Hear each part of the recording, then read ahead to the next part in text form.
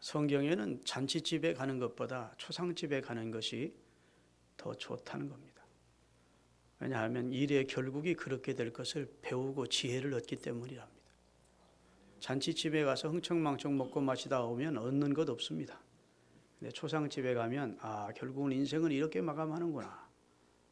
내 남은 생을 좀 의미 있게 바르게 가치 있게 살아야 되겠구나. 이렇게 생각하면서 일의 결과를 내다보는 지혜를 얻기 때문에 초상집에 가는 것이 자신에게 더 유익하다는 것을 성경은 교훈해 주시고 있습니다. 이 초상집에 가서 느끼는 것은 잠언 22장 1절 말씀이 체감에 닿습니다. 다 같이 읽겠습니다. 많은 재물보다 명예를 택할 것이요 은이나 금보다 은총을 더욱 택할 것이니라. 돈은 벌어놓고 죽었는데 명예롭지 못한 자가 있습니다. 문상객들이 혀를 끌끌 차는 돈만 아는 사람, 은이나 금은 많이 모아놓았는데 명예롭지 못한 인생을 산 사람이 있습니다. 또 은이나 금은 좀 가지고 있는데 하나님의 은총을 받지 못한 사람이 있습니다. 그러니까 은이나 금보다 하나님의 은총을 받아 구원받는 길이 축복된 길임을 가르쳐 주셨습니다. 오늘 본문은 만물의 마지막이 가까웠으니 그랬는데 인생에게 마지막이 두 번입니다. 성경은 종말에 대해서 두 가지로 말하고 있어요. 첫째는 개인의 종말입니다. 그건 죽음입니다. 영과 육이 분리되는 개인적 종말이 죽음이에요. 그 다음에 인류의 종말이 있습니다. 세상의 종말을 성경은 분명하게 예언해 놓고 그것도 한두 번 예언된 것이 아니라 432번이 예언되어 있습니다. 그만큼 인류의 종말, 곧 하나님의 아들 예수 그리스도의 심판으로 인류 역사가 끝나고 하나님이 우리를 위해서 준비한 영원한 세계를 인류에게 구원받은 자에게 주심을 예언해 놓고 있습니다. 그러니까 이 말씀은 이렇게 읽을 수 있어요. 마지막이 다가오고 있으니 그 말이에요. 내 인생의 마지막, 내 개인적인 종말도 다가오고 있고 또 인류의 종말이 언제 다가올지는 모르지만 여하튼 종말을 향해서 세상이 가고 있습니다. 특별히 오늘 본문은 우리에게 적용하기를 내 삶의 마지막이 다가오고 있으니 그렇게 적용하시면 더 은혜가 될 줄 압니다. 내 삶의 마지막이 다가오고 있다. 여러분, 제가 이제 해감 나이입니다. 그러니까 제가 하나님이 장수케 하더라도 3분의 2는 이상 살았습니다. 그러니까 제 마지막도 점점 다가오고 있다. 남은 생애가 그리 길지 않다. 이런 사실을 우리가 느낍니다. 여기 중장년 35세 이상 된 사람들 손들어 보세요. 다 손들어 봐요. 중장년은 특별히 남은 생애에 대한 자각심을 가지고 살 필요가 있어요. 목사님 40도 안 됐는데 기분 나쁘게 이렇게 생각하지 말고 이게 순서가 없고 갑작스럽게 하나님이 부르시면 하나님 앞에 가야 되는 입장이니까 좀 30대는 좀 그렇습니다만 하여튼 40대 이후 중장년들은 오늘 본문이 마음에 와 닿아야 돼요. 마지막에 가까우고 있으니 너희는 정신을 차리고 이런 본문을 마음 깊이 새기시기를 바라겠습니다. 서양 속담에 인생을 길게 살기보다는 깊게 살아야 한다라는 속담이면서 명언이 있습니다. 인생을 길게 사는 것도 중요하지만 그것보다 더 중요한 것은 깊이 살라는 겁니다. 인생의 가치는 시간적 길이에 있는 것이 아니라 원숙한 삶에 있음을 잘 보여주는 말씀입니다. 의미 있게, 가치 있게, 보람 있게 인생을 살아야 귀한 것이지 별로 의미나 가치도 없이 길게만 산다고 오래 산다고 복일 수는 없는 것이죠. 그러기에 인간은 누구나 삶의 깊이를 생각해야 되지만 특별히 중장년의 연배에는 더욱 그 사실이 절실하게 마음에 와 닿아야 할 줄 압니다. 많이 남아있지 않는 삶을 의미 있고 보람 있게 내 삶을 수놓아가면서 종착 지점에 도착했을 때 회한을 남기지 말아야 됩니다. 아멘. 어제 금요 심야 기도회를 어제 그저께 마치고 집에 들어가서 TV를 트니까 채널 13번에 명의라고 하는 좋은 프로가 나와요. 여러분도 보신 적이 있는 줄 압니다. 거기 보면 아주 중환자들, 각종 암병 환자들을 치료해내는 대한민국의 명의들이 출연을 하면서 병자를 고치고 또 그 병의 원인을 발견해주고 진단을 하고 치료하는 과정이 쭉 나옵니다.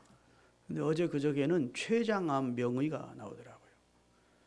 췌장암이란 어떤 병이고 췌장암의 증상은 어떻고 그다음에 췌장암이 발견되면 어떤 조치를 취해서 치료 과정을 진행해 가는지 이런 내용이 나오는데 췌장암은 7.8%밖에 생존율이 없다는 겁니다. 그러니까 췌장암 걸리면 100명 중에 8명은 세상을 떠나는 거예요. 자, 살고 나머지 92명은 세상을 떠나는 겁니다. 그렇게 고치기 힘든 병인데 췌장암이 왜 그렇게 생존율이 낮으냐? 이게 자각 증상이 거의 없다가 자각 증상이 나타나는 것은 3기나 4기 돼서야 자각 증상이 나타나는데 그때는 손을 내야 손쓰기가 힘들다는 것입니다.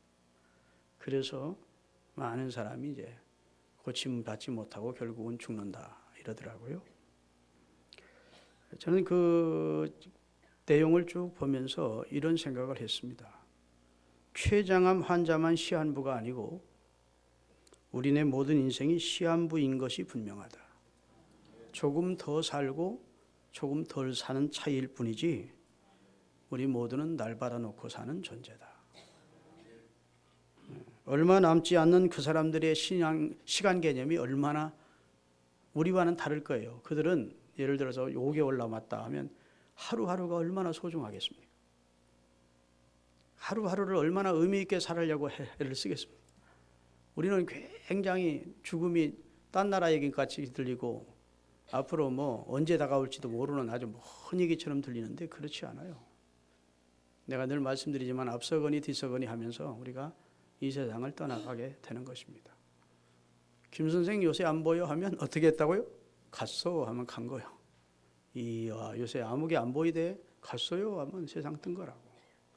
그게 뭐 죽음이 우리와 아주 별개 있는 얘기가 아니고 우리 곁에서 늘 듣는 이야기입니다. 여러분 인천시 하나가 하루에 없어진대요. 지구에서. 인천시가 한 200만이 조금 넘는데 250만 정도인데 250만 명이 지구상에서 하루에 사라진대요. 그래서 시편에 보면 홍수같이 쓸어가나이다라는 말이 조금도 과장된 말이 아니에요. 인류의 하루에 250여만 이상이 죽어가는데 언제 내도 그 속에 흡실려 들어가서 이 생을 마칠지 모르는 입장 아닙니까? 그것보다도 정확한 것이 어디 있어요? 사람이 한 번 정한 것은 죽는 것은 정한 것인데 피할 수 없는 것이 죽음이고 언젠가는 내게도 현실로 다가오는 줄로 아시기를 바랍니다. 그래서 오늘 본문의 사도 베드로는 우리에게 권면을 합니다. 만물의 마지막이 가까웠으니 너희들은 정신을 차리고 근신하여 기도하라. 첫째는 기도 생활해라. 두 번째는 열심으로 사랑해라. 세 번째는 청지기처럼 봉사하며 살라. 이렇게 마지막 남은 때를 어떻게 살아야 될지를 교훈해 주시면서 해답을 주셨습니다. 인생의 종말을 의식하면서 맡은 자로서 생활해야 되는 생활 실천 원칙을 말씀해 주셨다고요.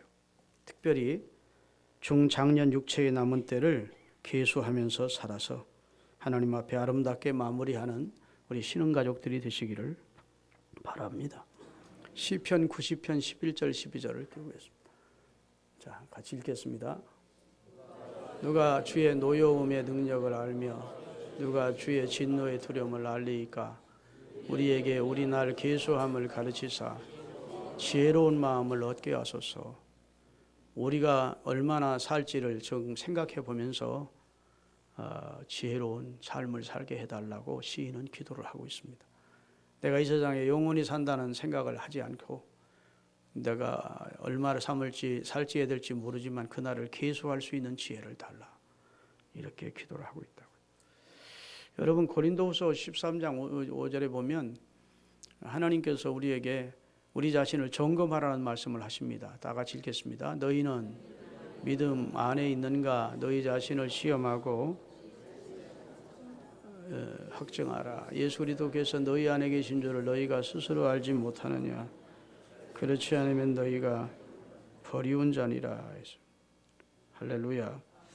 여러분, 자동차만 점검이 필요한 게 아닙니다. 인간의 육체만 정기 검진이 필요한 게 아닙니다. 우리가 한 세상을 살면서 내가 믿음 안에 있는가, 내 삶의 방향이 지금 바른가, 내가 지금 제대로 가고 있는가를 잠깐 정지해서 스스로를 살펴보라는 겁니다. 세상을 보던 눈을 돌이켜서 자기를 보라는 겁니다. 너희가 믿음에 있는가? 정말 지금 내가 믿음으로 살고 있는가? 내 삶의 방향은 정말 하나님이 원하는 방향인가? 할렐루야. 내가 걸어가고 있는 이 길이 하나님이 기뻐하시는 길인가를 시험해보고 테스트해보래요. 생각해보래. 그리고 확증시키래. 확실하게 세우라는 말씀을 하고 계신 겁니다. 그러니까 오늘 하세요. 오늘 아주 하나님이 좋은 기회를 주셨다. 나를 점검할 수 있는, 내 신앙을 점검할 수 있는 좋은 말씀을 하나님께서 목사님을 통해서 준비한 것 같으니까 오늘 내가 내 자신을 한번 점검해 봐야 되겠다. 이렇게 생각하고 정비공장에 점검받으러 들으셨다 생각하시고 오늘 하나님의 말씀을 들으시기를 예수 그리스도의 이름으로 축원합니다. 할렐루야. 시편 102편 23절 24절에 보면 한 중년의 신자가 하나님 앞에 시를 지어 호소한 내용이 나옵니다. 같이 한번 볼까요? 그가 내 힘을 중도에 쇠약하게 하시며 내 날을 짧게 하셨도다. 나의 말이 나의 하나님이여 나의 중년의 나를 데려가지 마옵소서. 주의 연대는 대대의 무궁하니. 이 사람이, 이 시인이 추측건대 삶의 중도에 병이 들었어. 중년에 병이 들어서 죽을 병이 들은 거예요. 절망적인 상황에서 하나님 앞에 기도한 겁니다. 하나님, 내 삶을 중도에, 내 생애를 중도에 끊지 마소서. 중년의 나를 데려가지 마십시오. 주님은 영원하신 주인, 생명의 주인 아니십니까? 왜 그랬을까요? 지금 데려가시면 하나님 앞에 내놓을 게 하나도 없지 않습니까? 하나님, 이제 내게 새로운 생을 주시면 하나님 앞에 내놓을 것이 있는 삶을 살고 싶습니다. 내게 다시 한번 기회를 주십시오. 이런 마음으로 하나님 앞에 소원하며 기도한 내용을 성경에서 찾게 됩니다. 에베소서 5장 15, 16절이 아주 중요합니다. 같이 읽겠습니다. 그런즉 너희가 어떻게 행할지를 자세히 주의하여 지혜 없는 것 같이 하지 말고 오직 지혜 있는 자 같이 하여 세월을 아끼라. 때가 악하니라. 어리석게 미련하게 인생을 살지 말고, 생각 없이 인생을 살지 말고 지혜롭게 생각하며 세월을 아끼면서 살라고. 왜? 그 이유는 때가 악하기 때문에. 잘못하면 유혹받고 미혹받고 시험당하여 허송세월을 하게 되고 악에 빠지게 되고 시험 들게 되니까 정신 바짝 차리고 세월을 아껴서 지혜롭게 인생을 살아가다가 마무리하라고 권해 주신 줄로 믿습니다. 이 오늘 본문은 이제 베드로 사도가 쓴 글인데, 베드로 사도가 이 글을 쓰고 4년 후에 그 순교의 뜨거운 피를 흘려 로마에서 죽게 됩니다. 그러니까 베드로도 오늘 본문 우리에게 주시고 아마 남은 생을 베드로도 그렇게 살았을 거예요. 기도하면서, 열심히 사랑하면서, 할렐루야, 청지기같이 봉사하며 살았을 것을 확신합니다. 자, 그러면 베드로가 오늘 우리에게 3가지 권면을 주는데 짤막짤막하게 말씀드리겠습니다. 정신 차리고 근신하며 기도하며 살래요. 여러분의 남은 생에도 저도 정신 차리고 근신하여 기도하며 사는 생애가 되기를 바랍니다. 정신 차리고 삽시다. 인생을 정신없이 사는 사람 많아요. 이제 정신없어. 아이고, 정신없어. 그래서 다람쥐 쳇바퀴 돌듯이 생각 없이 달려가고 생각 없이 걸어가고 생각 없이 사고 일어나고 그러는 겁니다. 주님은 그렇게 우리가 살기를 원치 않습니다. 정신을 차리십시오. 할렐루야. 내가 지금 바로 살고 있는지를 생각하며 살아야 돼요. 여러분, 노댕에 생각하는 사람이라고 하는, 여러분 조각폰을 보신 적 있을 거예요.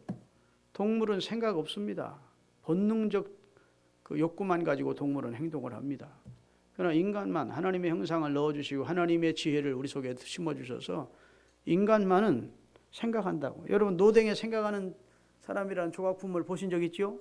꼴똘하게 이렇게 무릎을 켜고 생각을 하는 거예요. 지금까지 내가 제대로 살아왔는지도 생각하고, 앞으로 내가 어떻게 살아야 될지도 생각하고, 지금은 내가 어떻게 행동해야 될지를 생각하는, 인간이 생각한다는 것이 귀한 것입니다.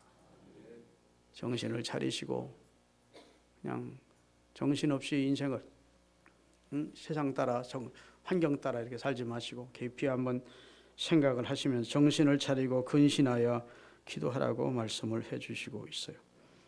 사랑하는 여러분, 정신을 차리고 나 자신과 내 환경과 내 여건을 돌아보고 앞으로 내가 해야 될 일을 생각하면 자연히 기도하게 돼 있어요. 그래서 이 말씀은 연결된 말씀이지만 하나의 말입니다. 정신 차리고 근신하면 기도하지 않을 수 없다. 기도 없이 인생을 산다는 것은 나침판 없이 항해를 떠나는 것과 같다. 진실하고 겸손한 자는 자기 처한 현실과 앞으로 자기가 이룰 꿈과 그 다음에 자기가 앞으로 내다보는 미래를 바라보면서 그 일을 생각하면 하나님이여 도와주옵소서, 하나님이여 함께 하옵소서, 이렇게 하나님 앞에 기도하지 않을 수가 없다고요. 기도 없는 인생은 철부지입니다.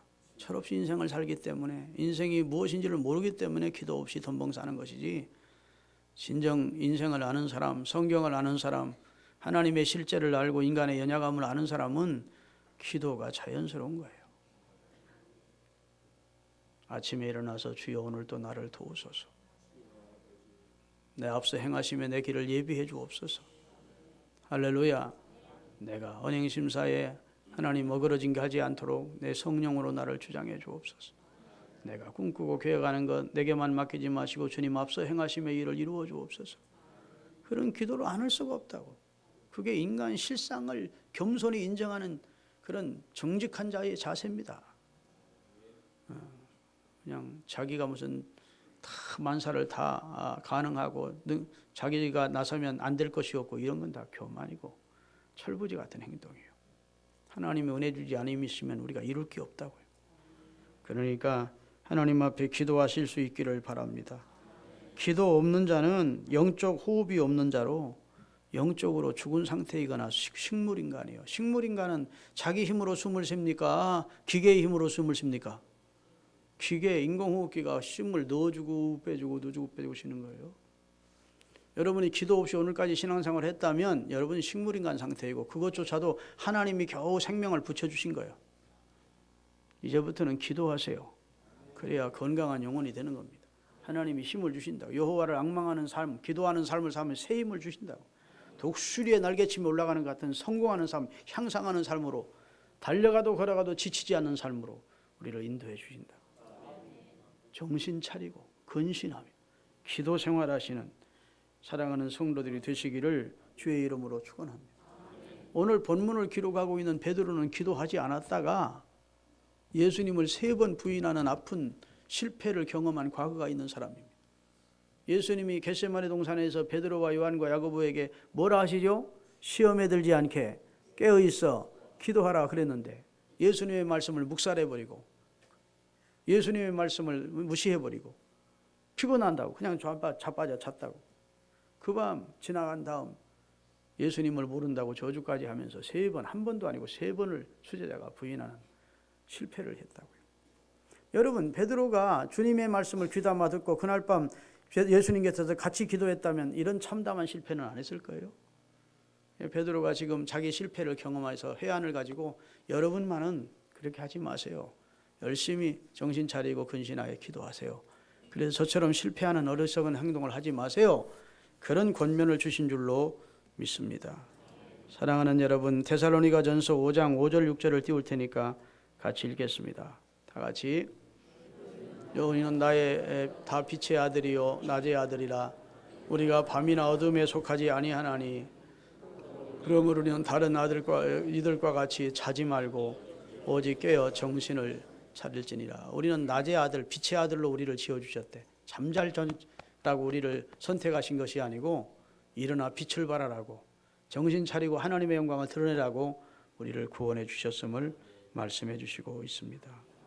누가복음 21장 36절에는 예수님이 주신 말씀이 기록되어 있습니다. 다 같이 이러므로 너희는 장차 올 모든 일을 등이 피하고 주님 앞에 서도록 항상 기도하고 깨어 있어야 된다.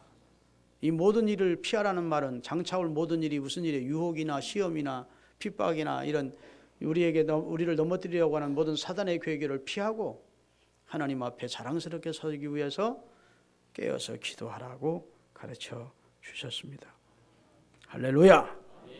그 다음에 두 번째로 우리에게 남은 생을 어떻게 살아야 되느냐. 주님은 베드로를 통해서 열심으로 서로 사랑하며 살라 했습니다.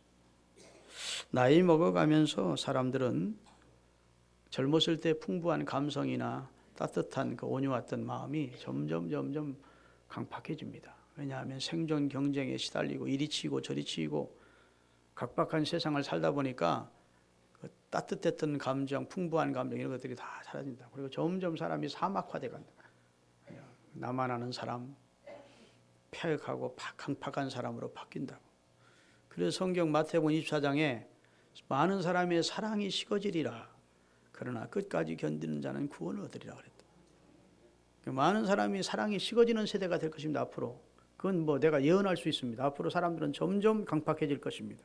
점점 사악해질 것입니다. 그렇지만 그리스도인은 그러면 안 된다는 거예요.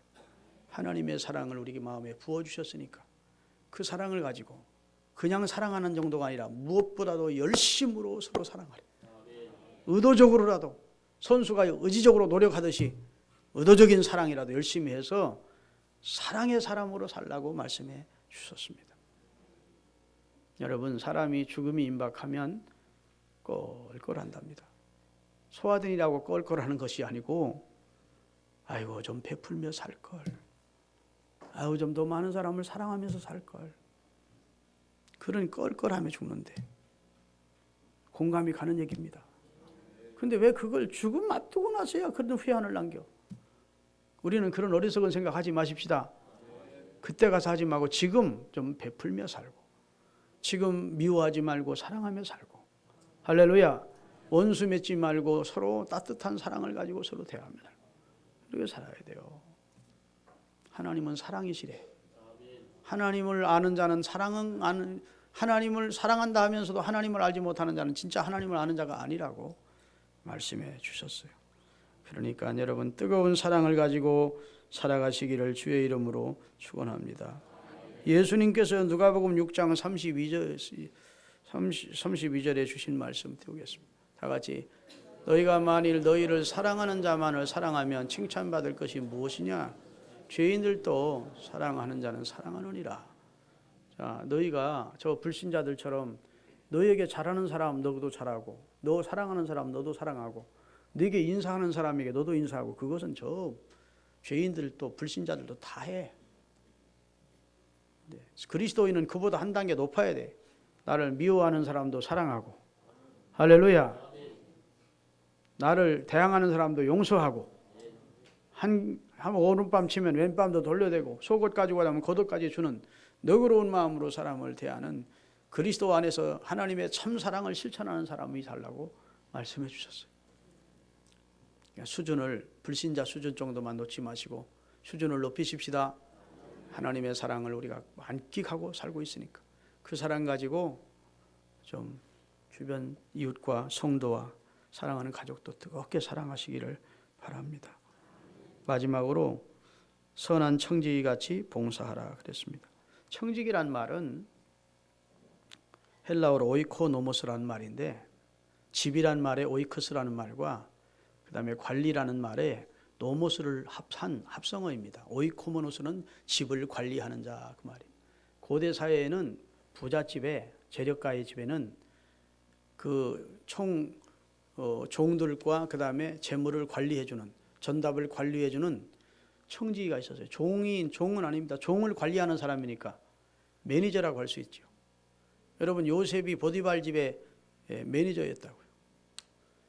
아브라함의 집에 엘리에셀이라는 늙은 종이 매니저였다고. 충성스럽고 충직한 사람, 신실한 사람을, 지혜로운 사람을 청지기로 세워서 자기 재산을 다 맡겨가지고 관리하게 했다고요.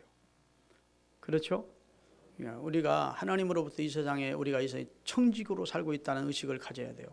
내가 주인이라는 생각을 하지 않기를 바랍니다. 은도 금도 주의 것이고 하늘과 땅과 그 가운데 있는 모든 것이 다 여호와의 것이라 했으니까 내 몸도 주의 것, 주님이 피로 값주고 산 것, 내 영혼도 주의 것, 자식도 여호와가 주신 기업, 아멘. 다 주가 마귀에게 맡긴 것임을 알고 그걸 가지고 잘 관리해서 하나님 앞에 설 때 잘했다는 칭찬을 받게끔 살아가시기를 주님이 원하시고 계신 거예요. 믿습니까? 예, 그래서 최종적으로는 이 말씀을 꼭 들어야 돼. 자, 마태복음 25장 21절. 다 같이 읽겠습니다. 마태복음 25장 21절. 잘하였도다 차가워 충성된 종아, 네가 적은 일에 충성하였음에 내가 많은 것으로 네게 맡기리니 네 주인의 즐거움에 참여할지어다. 우리 주인 누구죠? 우리 하나님, 우리 주님 예수 그리스도, 그분의 즐거움의 나라인 하나님의 나라에 참여하라. 잘했다 차가워 충성된 종아, 네가 적은 일에 충성하였음에 내가 많은 것으로 네게 맡기리니 하시면서 하나님께서 우리에게 청지기 잘한 사람에게 상을 주실 것을 말씀해 주셨다고요. 내 것이라는 의식을 버리고 다 주의 것입니다. 나는 주님의 것을 잠깐 관리하다 가는 청지기라는 의식을 가지고 살아가시기를 바랍니다. 시편 34편 12절 14절까지 보면 우리가 이 시대를 어떻게 살아야 될지를 가르쳐줘요. 생명을 사모하고 연수를 사랑하며 복받기를 원하는 사람이 누구냐? 네 혀를 악에서 금하며 네 입술을 거짓말에서 금할지어다. 그 다음에 14절까지 띄워야 14는 다시 말해서 오늘 우리 전장로님이 몸이 아파서 내가 정신이 막 피폐 중이라고 막 정신 없어서 그래가지고 아직도 내 정신도 지금 제대로 안 돌아온 것 같아. 하여튼 여러분 선한 청지기로 봉사하시기를 주의 이름으로 축원합니다. 앞으로 내게 좋은 날이 있기를 원한다면 혀 함부로 말하지 말고 악한 말 그치고 선한 말하고 할렐루야, 하나님 앞에 신실하게 살라는 말씀입니다. 그러면 여러분 우리가 이제 남은 생애를 어떻게 살아야 되느냐? 첫째로 이제 가정 생활에 충실하십시오. 따라합시다. 가정에 충실하자. 가정. 전도서 9장 9절을 띄울게요. 다 같이 내 헛된 평생의 모든 날 곧 하나님이 태양 아래서 내게 주신 모든 헛된 날에 내가 사랑하는 아내와 함께 즐겁게 살지어다. 그것이 내가 평생 해 아래서 수고하거든 내 몫이니라. 사랑하는 아내, 사랑하는 남편과 행복하게 살라. 서로를 위해주면서 가정청지기로서. 할렐루야. 전도서 15장 18절 19절.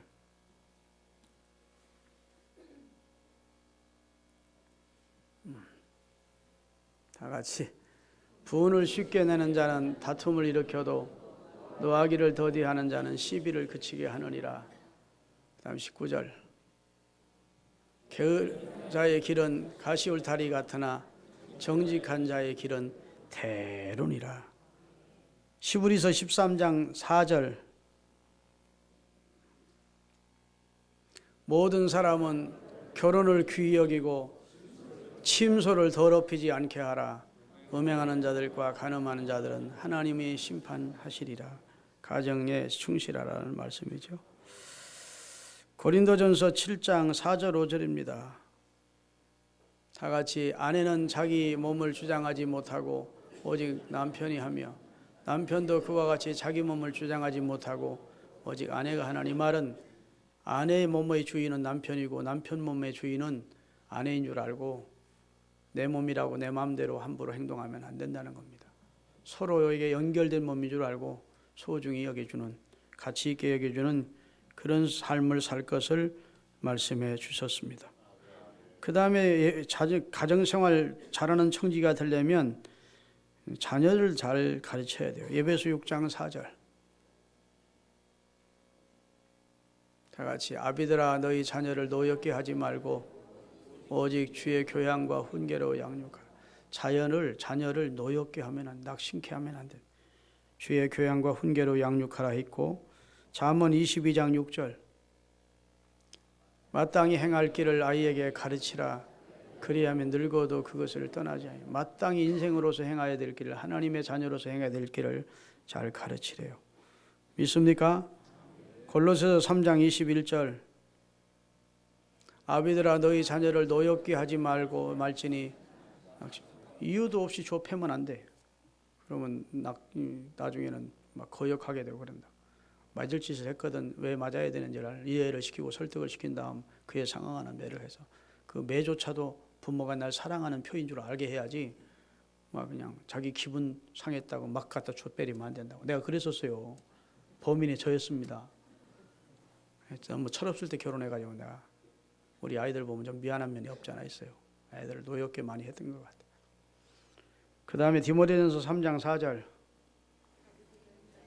자기 집을 잘 다스려 자녀들로 모든 공손함으로 복종케 하는 자, 교회의 감독자, 교회 일꾼이 되려면 자기 자식들을 잘 키운 사람이라야 된다. 그러니까 여러분 가정생활에 청지기 잘 하시기 바랍니다. 옆에 부인이 있거든 또 남편이 있거든 잘 권하세요. 우리 잘해봅시다 하고 잘해보. 아멘. 그 다음에 신명기 6장 7절에 보면 네 자녀에게 부지런히 가르치며 집에 앉았을 때든지 누웠을 때 일어날 때든지 길을 행하든지 하나님의 말씀을 가르치라고. 자, 자녀에게는 하나님의 말씀을 가르치고 하나님의 사랑으로 자녀를 사랑으로 대하시기 바라고, 아내와 남편은 소중히 서로가 소중히 여겨주는 그런 은혜가 있기를 바라겠습니다. 할렐루야. 그 다음에 전도서 9장 10절이에요. 이제 열심히 사십시다. 우리가 하나님의 청직이니까 게으른 청직이 되지 마시고, 성경은 악하다는 것과 게으르다는 것을 동의어로 쓰고 있어요. 왜냐면 악한 것은 나쁜 것이고 게으른 건 조금 나은 거잖아. 게으른 건 중립이고 악한 것은 나쁜 것인데 성경은 그렇게 말하잖아요. 악하고 게으른 종아, 악하고 게으른 종아 이렇게 나옵니다. 그러니까 마땅히 주의 일을 해야 될 사람이 게으르면 그것을 하나님은 악한 것으로 보신다는 거예요. 열심히 살아야 돼. 다 같이 내 손이 일을 얻은 대로 힘을 다하여 할지어다.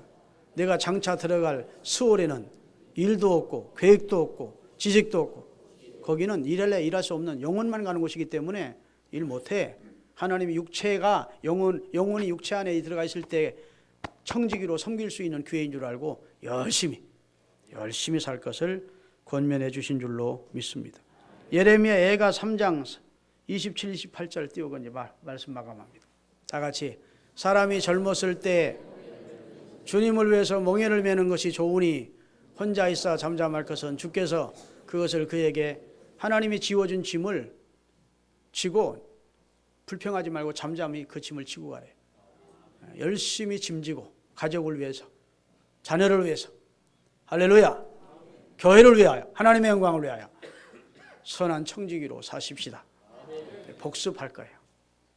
자, 세 가지를 우리의 생의 마지막에 다가오고 있는, 언젠가는 우리가 이 생을 마칠 날이 올 터인데 우리가 중장년의 입장에서 내 남은 때를 어떻게 살아야 되냐. 첫째는 정신 차리고 살자. 기도하며 살자. 두 번째, 무엇보다도 열심으로 서로 사랑하며 살자. 세 번째, 하나님이 맡겨주신 일에 청지기처럼 좋은 관리자로 하나님 앞에 청지기로 헌신하며 살자. 기도하겠습니다.